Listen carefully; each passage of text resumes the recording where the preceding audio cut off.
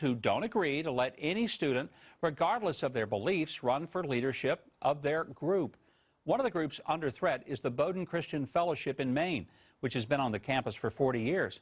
Owen Strand is an alumni and a former member of the Bowdoin Christian Fellowship, and he joins me now. And he's also with us is the author of the book Risky Gospel. Joining us is Kristan Hawkins, president of the Students for Life, also with us today. Owen and Kristan, glad to have both of you here. Thanks for having me. Owen, you're an alum of Bowdoin. They have decided that if you're in a Christian group, that group has to say that if a Muslim student or a Jewish student or an atheist student wanted to become president of the Christian club, you got to let them.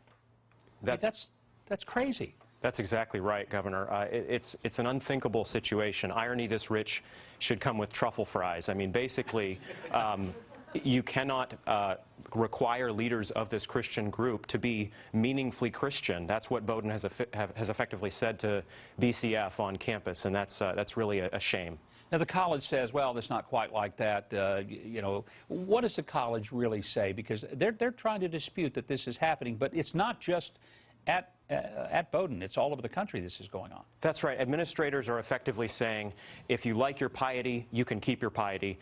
You just may have to disagree with Jesus and Paul on sexual ethics. And that's lamentable. So basically, Christian fellowships and other religious groups find themselves in a position where they cannot choose their own leaders. If they choose leaders and require them to be practicing Christians, historically and biblically meaningfully Christian, then they're in trouble and they may lose status. You know, Owen, does this apply to other student groups? For example, does the, let's say, the men's chorus require to have women, or does the women's club, do they have to let men in, or does the Muslim society have to let an evangelical Christian join? Is this just being, in a discriminatory way, applied to Christian groups?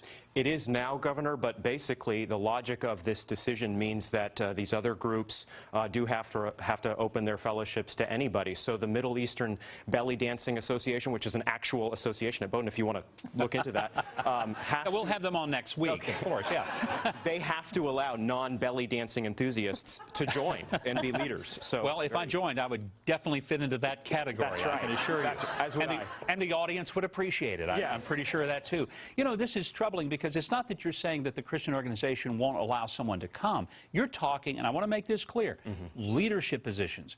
Anybody can come and be a part of the group, but they can't run the organization if they don't adhere to the principles of it. That's exactly right. Bowdoin Christian Fellowship, when I was there for 4 years, we wanted everybody on the campus to come. We evangelized and reached out to all students and invited them to our meetings and other fellowship events. But we were adamant in keeping leadership of the organization only to Christians, because that's the way it stays meaningfully Christian. But that is now under jeopardy at Bowdoin College. All right, Kristan, this is you know, not just something happening at Bowdoin. You have experienced it all over America in your role with Students for Life. Is the pressure heating up? Are people coming to their senses? Where are we on this in America? Well, sadly, Governor, this is continuing to increase. You have Cal State, which is all of the universities, government universities in California, now going to implement this policy and ban these evangelical groups from existing on campus. And like you said, this is absurd. This goes against common sense. And most college students, you know, they don't think about religious liberty and religious freedom on a day-to-day basis. But yet these liberal administrations, with their extreme views and political correctness, are forcing this discussion on college campuses. It doesn't make sense. It's like having someone who is actively using illegal drugs lead a recovery support group for substance abusers. You wouldn't do that. And putting these students as leadership positions, it doesn't make sense. We have over 800 pro-life groups across the country. There's about 200 pro-abortion groups on college campuses. Does that mean our pro-life students can go and infiltrate all of these pro-abortion groups and take over as leaders? Well, maybe you should. I guarantee you the rules would change then. Are you taking legal action in some of these cases, Kristan, or is there an approach to that? I mean, is there some organization like Liberty Counsel or or Alliance Defending Freedom that can help you take on these ridiculous restrictions? Sure. And Governor, we are monitoring this situation very closely. Thankfully, because of our relationship with Alliance Defending Freedom, Thomas More Society, we don't have this issue right now with our pro-life groups. Because frankly, this generation's pro-life. There's not that many pro-abortion students on college campuses who want to infiltrate a pro-life group.